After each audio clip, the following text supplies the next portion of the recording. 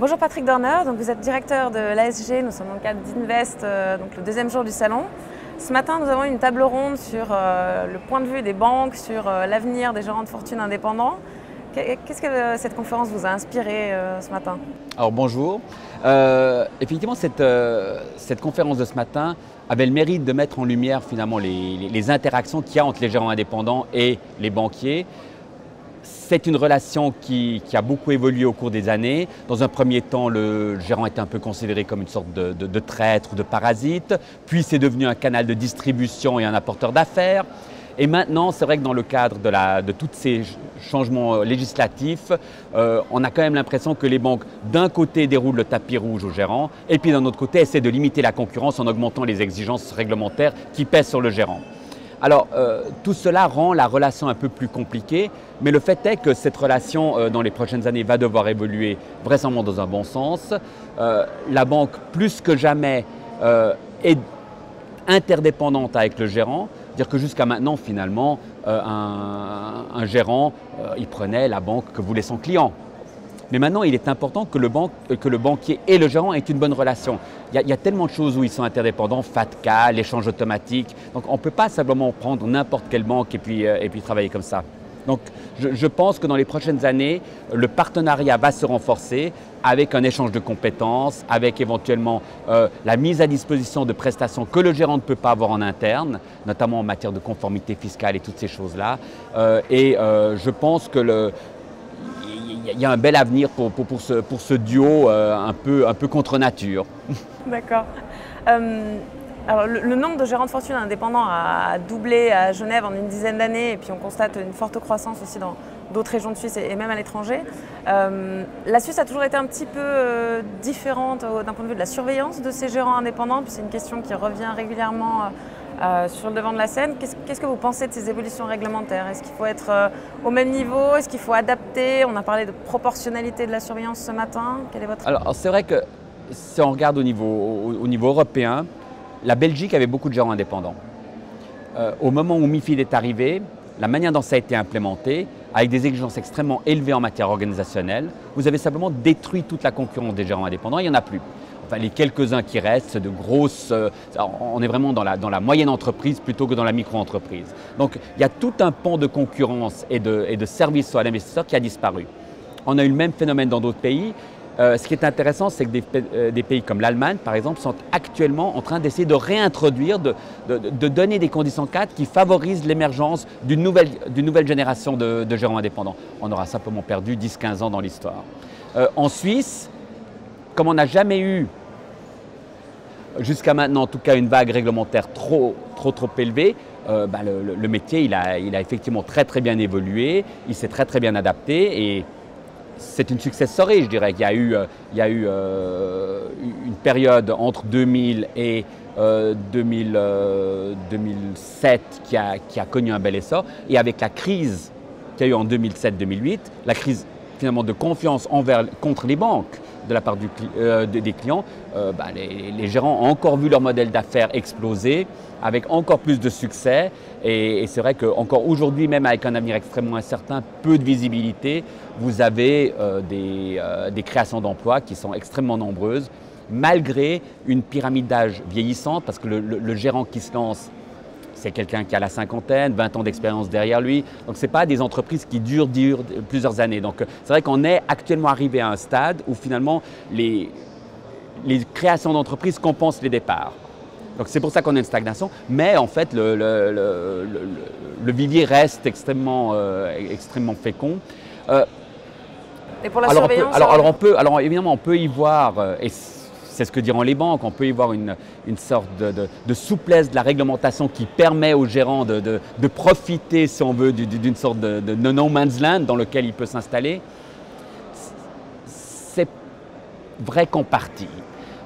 On entend régulièrement, que ce soit au niveau politique, au niveau des avocats, au niveau des banques, le fait que les gérants ne sont pas soumis à une surveillance.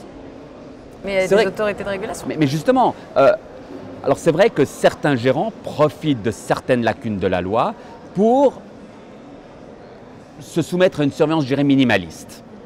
Mais la majorité des gérants sont soumis à des règles qui sont les mêmes que celles des banques. les règles sur le mandat de gestion pour un gérant indépendant sont les mêmes que celles de la banque. Le client, il est protégé de la même façon. Alors, la différence, c'est les règles organisationnelles, c'est le coût de cette réglementation. Et c'est finalement tous les enjeux futurs. Les exigences pour la majorité des gérants ne vont pas augmenter matériellement. Ils sont déjà soumis à une surveillance prudentielle. Ils ont des règles de conduite, ils ont des règles en matière de bilan, ils ont des règles en matière de rémunération, ils ont des règles en matière d'information du client, ils ont tout ça. La chose qui va changer, c'est que pour l'instant, ils peuvent le faire avec des micro-entreprises. La majorité des gérants, c'est des entreprises de 3 personnes. Donc on est très très loin même de la notion de PME avec une cinquantaine de personnes. Le gros challenge, le gros défi futur, c'est finalement d'essayer d'avoir une réglementation encore plus complète, c'est-à-dire qu'il n'y a pas des gens qui passent entre les mailles du filet, sans provoquer une inflation complète des coûts et des mesures organisationnelles. Et c'est vrai que les projets actuellement en cours sont relativement inquiétants à ce niveau-là, puisque les frais de régulation augmenteraient à peu près c'est un coefficient x5. Et on est quand même dans des micro-PME, donc il n'y a pas beaucoup de gras partout. Donc vous ne pouvez pas seulement vous dire, voilà, on va réduire la voilure, non, si vous réduisez la voilure, il n'y a plus rien. Donc c'est vrai qu'avec les projets actuellement mis en consultation, on serait à une sorte de bain de sang avec 50% des gérants minimum qui disparaîtraient. C'est extrêmement important. Donc vous serez attentif alors on est attentif et surtout, je dirais, le problème qu'il y a, c'est qu'à partir du moment où tout le projet est censé être pour la protection de l'investisseur, si matériellement on n'augmente pas cette protection, mais qu'on rend simplement la surveillance plus coûteuse, où est l'intérêt pour le consommateur? Où est l'intérêt pour l'investisseur? Il aura moins de choix. C'est comme si on disait demain, on supprime tous les cabinets médicaux, il n'y a plus que des hôpitaux universitaires. Alors, suivant ce que vous avez à faire, c'est très bien. Si vous devez passer un scanner ou un IRM, de toute façon, vous allez dans un hôpital universitaire. Idem pour les grandes banques qui offrent d'autres produits qu'un gérant indépendant. Mais au niveau du service, je pense effectivement que ce serait très très dommage que le gérant indépendant finalement disparaisse du paysage pour le choix concurrentiel qu'a le client. Au niveau de la protection des clients ou de la transparence, il y a un autre thème qui revient aussi encore régulièrement, c'est le thème des rétrocessions. Donc ce matin, ça a été un des sujets traités pendant cette conférence et puis on s'est rendu compte que les positions étaient très diverses sur cette thématique. Puis il y a l'exemple du régulateur anglais qui a été donné, qui avait d'abord une position très, si on peut dire, absolue ou dogmatique, qui a décidé d'interdire tout simplement les rétrocessions. Finalement, le régulateur, après divers sondages auprès des clients et autres, s'est rendu compte que ce n'était pas vraiment un problème et il a décidé plutôt de s'orienter vers le côté transparence, en fait, où il suffit informer les clients plutôt que d'interdire. Et finalement, en Suisse, où est-ce qu'on en est? Alors en Suisse, il y a eu pendant des années une sorte de no man's land où il y avait des règles qui découlent du contrat de mandat, du code des obligations, dans lesquelles on a toujours dit, c'était marqué noir sur blanc, qu'en fait, les rétrocessions devaient théoriquement appartenir aux clients, sauf convention contraire. Ça a été plus ou moins bien compris par la profession, quand je dis la profession, y compris les banques, tout le monde, toute la place financière, et il y avait une sorte d'opacité qui était pas très très saine. Et il y a eu un grand coup de massue, je dirais, dans ce domaine-là. C'était un arrêt du tribunal fédéral en 2006 qui a dit « Stop, on vous rappelle que la loi, elle prévoit ça ». Et à partir de là, il y a une réflexion. Il y a eu plusieurs arrêts qui se sont enchaînés. Il y a eu des règles de conduite qui ont été améliorées, parce qu'elles existaient déjà, mais elles ont été améliorées. Le tribunal fédéral a encore donné des décisions et aujourd'hui, on est vraiment dans un système de transparence totale.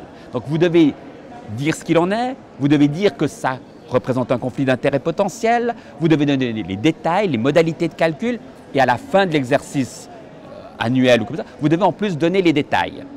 Donc aujourd'hui, le client, il a tous les éléments en main pour finalement négocier avec le gérant la tarification et la rémunération, parce qu'il est bien là.